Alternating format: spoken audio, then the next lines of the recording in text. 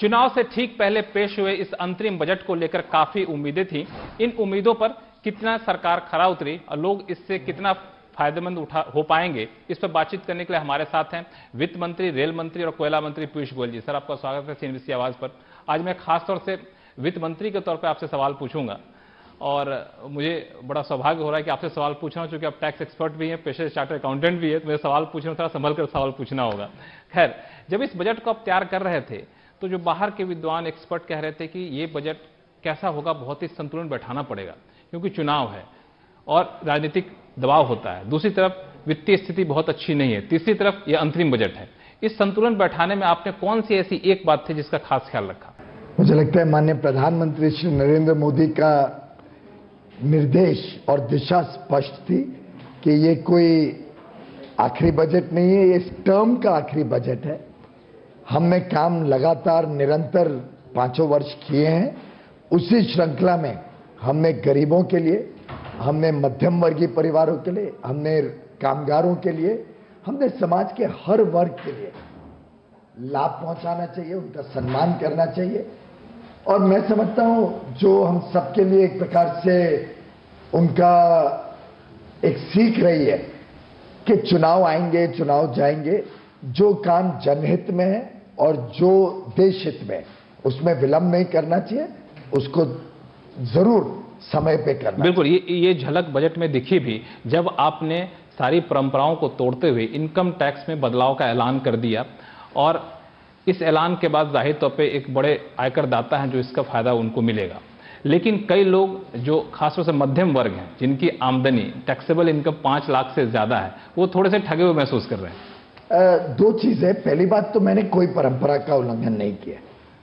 परंपरागत तरीके से देखें तो पिछली बार 2014 में जो इंटरिम बजट आया था उसमें भी कुछ कंसेशंस दिए गए थे। मेरे ख्याल से फर्क इतना है कि उस समय के कंसेशंस बड़े उद्योग और बड़े पूंजीवादी लोगों के लिए दिए गए थे। हमने जो काम किया वो मध्यम वर्ग और गरीबों के लिए किया। आखिर एसयूवी कार कौन खरीदता है भाई साहब? बिग लग्जरी कार्स कौन खरीदता है?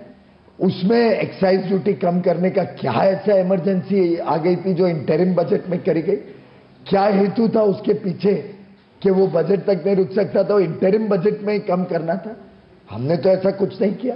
हमने सब काम ऐसा किया जो सीधा गरीबों को, मध्यम वर्गीय लोगों को फायदा हो। और रही बात आपने कहा कि कुछ लोगों को संतुष्टि नहीं है, ये इंटरिम बजट के हिसाब से हमने कोई टैक्स प्रपोजल्स में चेंज नहीं किए। ये एक वर्ग ऐसा है जो 5 लाख रुपए तक निम्न मध्यम वर्ग है, जिसको न्यू मिडिल क्लास भी एक शब्द कई बार इस्तेमाल किया जाता है। अच्छा, वैसे 5 लाख सिर्फ नहीं है। जब आप इन्वेस्टमेंट करो कुछ स्पेसिफाइड सेविंग्स, इंश्योरेंस में 6.5 तक पहुंच जाता है, 6.5 हो जाते हैं। आपने कोई घर खरीदा है, ब्याज भरो तो और 2 लाख तक की छूट ब्याज की मिलती है। मेडिक्लेम पॉलिसी पे छूट मिलती है। बच्चों की पढ़ाई के लिए कोई लोन दिया, उसके ब्याज पे छूट मिलती है। तो कई लोग तो 8-9 लाख रुपए तक भी कुछ टैक्स के दायरे में नहीं आएंगे। और मैं समझता हूं कि जो उससे ऊपर है उनका एक योगदान देश के विकास के लिए, देश में और उन्नति प्रगति हो उसके लिए, और उसके लिए मैंने बहुत ही विनम्रता से उनका धन्यवाद भी किया कि आखिर आफ्टर ऑल वही जो टैक्स पे करते हैं उसी से तो हम गरीबों के घर में बिजली, महिलाओं के लिए शौचालय, कुकिंग गैस मुफ्त में पहुंचाना, किसानों को लाभ देना, एमएसपी का, किसानों के लिए फसल बीमा योजना करना, हमारे जवानों को 1 रैंक 1 पेंशन देना, आखिर इस सबका पैसा भी तो करदाता से ही आता है। बिल्कुल। फिर भी जो फाइनल टैक्स प्रपोजल्स हैं वो तो मेन बजट में आएंगे। ये 5 लाख तक की विशेषता ये थी कि जब टैक्स के दायरे से ही बाहर हो जाएंगे तो उनके ऊपर टीडीएस शुरू हो जाए, अप्रैल में, जून, जुलाई में वो टैक्स भरते रहे और फिर रिफंड के लिए उनको वापस इनकम टैक्स डिपार्टमेंट के पास आना पड़े, उससे उनको मुक्ति देने के लिए हमने सोचा कि ये पार्ट हम अभी से फाइनल। आपका ये बयान काफी ज्यादा चर्चा में है और इसके कई सारे मायने निकाले जा रहे हैं। अभी तो अंतरिम बजट था, इसीलिए हमने छोटे टैक्स पेयर्स को राहत दे दी, लेकिन ऐसा नहीं है कि हम बड़े लोगों का भी ख्याल रख रहे हैं। तो इससे लोग ये अटकलें लगा रहे हैं कि शायद जब जुलाई में आप फुल बजट पेश करेंगे तो 5 लाख से ऊपर वाले जो लोग हैं उनको भी राहत देंगे। वो तो आज के दिन कुछ ऐसा ना हमने चर्चा की है, ना ऐसा कोई निर्णय लिया है। तो माननीय प्रधानमंत्री जी चुनाव के बाद जब भारत की जनता फिर एक बार उनको अपना प्यार, अपना आशीर्वाद, अपना समर्थन देगी, उसके बाद वो तो प्रधानमंत्री जी उस समय पे सबके साथ तय करेंगे कि क्या क्या जरूरतें हैं टैक्स में बदलाव करने की, क्या क्या जरूरतें हैं बाकी योजनाओं की। पर मैं समझता हूं, फिर भी मेरा मानना है कि एक समाज में ऐसा वर्ग है, और मैं भी उसमें से हूं, जो अपना टैक्स जब देता है तो हमें एक प्रकार से लाभ मिला कि हम गाड़ी चढ़ गए, जो रेलवे के लैंग्वेज में देखते हैं, we have boarded the train. ऐसे लाखों करोड़ों हमारे भाई बहन रह गए जो अभी तक विकास से नहीं जुड़ पाए। आखिर हमारी भी जिम्मेदारी बनती है कि हम उनके लिए भी कुछ करें। और मैं समझता हूं हम सब जो टैक्स पे करते हैं, जो जीएसटी पे करते हैं, उसी भावना से जब पे करते हैं कि हमारा ये योगदान है देश के विकास के लिए, देश की उन्नति के लिए, हमारे भाई बहनों को एक अच्छा भविष्य देने के लिए, तो किसी को कभी बुरा नहीं लगा। इसमें सर चूंकि टैक्स की बात चली है तो एक सवाल पूछूंगा, चूंकि शेयर बाजार के निवेशक हमारे दर्शक बड़ी संख्या में है, वो ये कि long term capital gains tax जो इक्विटी पे लगता है उसको हटाने की मांग काफी अलग अलग कॉर्नर से आ रही थी, लेकिन उस पर हम लोगों ने कोई फैसला नहीं लिया। क्या जानबूझ के नहीं लिया कि फाइनल बजट में लेंगे, या फिर इसको आप जरूरी समझें इस विचार करने के लिए? इतना चर्चा कोई भी टैक्स प्रपोजल्स पे ज्यादा अभी तक तो वैसे हुई भी नहीं है, लेकिन पिछले साल जब long term capital gains introduce हुआ तो माननीय जेटली जी ने बहुत अच्छी तरीके से समझाया था कि अलग अलग लोग जो अपना इनकम के ऊपर टैक्स भरते हैं, तो अगर कैपिटल गेन होता है, हमने निवेश किया, उसमें कुछ फायदा हुआ, तो उस पर एक नॉमिनल 10% टैक्स लगाया। ये मेरे ख्याल से ऐसा लेवल है जिसमें जिसने अच्छी कमाई की, और खासतौर पे इसमें काफी बड़े लोग भी हैं जो हजारों करोड़ रुपए कमाते हैं जब शेयर बाजार में अपना शेयर्स बेचते हैं या पब्लिक इशू करते हैं। ठीक है, मुझे लगता है अगर थोड़ा सा टैक्स भरे हो तो। इसके अलावा सर बजट की सबसे बड़ी हेडलाइन जो निकलती आ रही वो है किसान, जिसको अन्नदाता कहते हैं, और राजनीतिक दबाव भी इसके पीछे लोग कह रहे हैं काम कर रहा था। तो ये राजनीतिक दबाव के नजरिए से देखा जाए तो इससे पहले विपक्षी पार्टी ने कुछ राज्यों में किसान कर्ज माफी का ऐलान कर दिया, कुछ राज्यों में तेलंगाना, उड़ीसा में कुछ अलग अलग योजनाएं लागू की गई। तो उनके मुकाबले आपको क्या लगता है किसान के लिए जो राहत पैकेज का घोषणा हमने की है वो कितना ज्यादा शक्तिशाली साबित होगा? देखिए, अभी तक जितने भी पैकेजेस अनाउंस हुए हैं वो सस्टेनेबल डेवलपमेंट मॉडल नहीं क्रिएट करते। मैं समझता हूं हमें किसान को सशक्त बनाना पड़ेगा, आत्मनिर्भर बनाना पड़ेगा, और हमने कोई डोल नहीं दिया है। हमने तो सिर्फ एक प्रकार से किसान का सम्मान करने की कोशिश की है कि हर फसल के पहले और 3 फसल के और हम लेके जाना चाह रहे हैं किसानों को, तो हर फसल के पहले 2000 रुपए एक प्रकार से उनका सम्मान हेतु दिया गया। और आप देखिए तो कभी भी इतिहास में इतने सारे फैसले किसानों के हित में 5 वर्ष की एक सरकार के एक टर्म के अंदर नहीं हुए जितने इस सरकार ने किए। चाहे वो फसल बीमा योजना का कार्यक्रम क्यों ना हो जिसमें 100% भुगतान हो जाता है अगर नुकसान हो, चाहे सॉइल हेल्थ कार्ड हो जो शायद 15-17 करोड़ देश भर में दे चुके हैं, किसान प्लान कर सके कि क्या उगाना चाहिए उनको अपनी जमीन पे। अब जैसे अनाउंस किया कि अगर रीशेड्यूल होता है, किसी को नुकसान हो जाए और लोन नहीं रीपे कर पाए, तो रीशेड्यूलमेंट की पूरी अवधि के लिए उनको इंटरेस्ट कंसेशन दिया जाएगा। इसी प्रकार से आखिर जब हम शौचालय देते हैं, जब हम बिजली देते हैं, जब हम कुकिंग गैस देते हैं, जब आयुष्मान भारत के तहत मुफ्त में इलाज देते हैं, तो ये सब भी तो किसानों को भी तो मिल रहा है ना। तो हमने छोटे और सीमांत किसान जो हैं, स्मॉल एंड मार्जिनल फार्मर्स, उन तक कुछ ना कुछ एक प्रकार से उनके सम्मान में पहुंचे उसकी कोशिश की है। अगले 10 वर्ष में देखें तो 7.5 लाख करोड़ रुपए किसानों को दिए जाएंगे इसमें, इस योजना के तहत। और अगर कांग्रेस के जमाने को देखें तो उन्होंने तो 10 साल में एक लोन वेवर किया, वो भी आधा अधूरा किया। 70,000 बोला लेकिन बजट में 1 रुपया नहीं प्रोवाइड किया, ना 2008 में ना 2009 में। फाइनली 52,000 करोड़ रुपए दिए, टर्म्स एंड कंडीशन अनाप शनाप लगा दी। सीएजी ने रिपोर्ट किया कि तो पॉलिटिकल पैट्रोनेज और गलत लोगों को इन्होंने लाभ दे दिया, जबकि असलियत यह है कि आज जो राज्यों में कांग्रेस की सरकारें आई हैं उन्होंने भी छल करने की कोशिश की। पहले कहा कि मार्च का, पिछले साल के मार्च का बैलेंस देखेंगे, अब मार्च के बाद तो सब वो रीपे हो गए।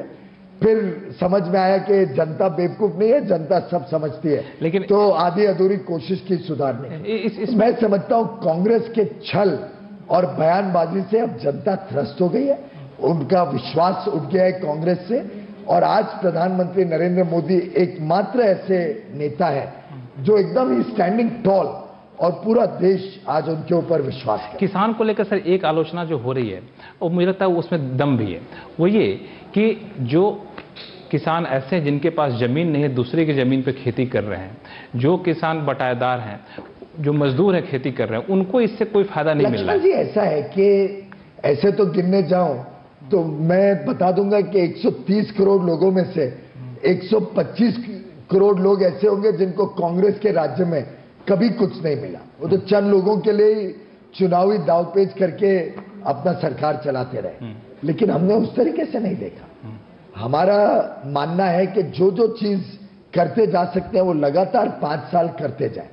आखिर अनऑर्गेनाइज सेक्टर के मजदूरों के लिए भी जैसे हमने स्कीम लाई है, वैसे ही आगे चल के और स्कीम आ सकती है। मैं बात करूं तो हम अगर जिंदगी भर यही सोचते रहे भाई अब इसको तो मिल गया, अब इसका क्या, और इसके कोई रिकॉर्ड्स नहीं है, तो आस्ते आस्ते वो रिकॉर्ड्स जनरेट करना पड़ेगा, राज्यों को इन्वॉल्व करना पड़ेगा कि वो रिकॉर्ड बनाए, उसके हिसाब से ही आगे चल के कुछ एक सशक्त योजना बन सके। इसमें सर मैं एक से पूछना चाहूँ कि इसमें जिन किसानों की बात हम कह रहे हैं दिसंबर से देना पैसा शुरू कर देंगे, हमारे पास न तो पूरा डेटाबेस है, न तो उन किसानों का डायरेक्ट बैंक से लिंकेजेस है, तो कैसे, क्या कुछ सोचा है आपने? कोई काफी मात्रा में जब लोन लेते हैं या अलग अलग प्रकार से उनको बेनिफिट जाता है तो कुछ ना कुछ रिकॉर्ड जनरेट होने शुरू हो गए।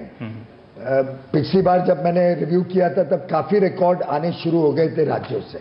अब अगर राज्य कोऑपरेट करें तो डेटा 15 दिन में भी मिल सकता है।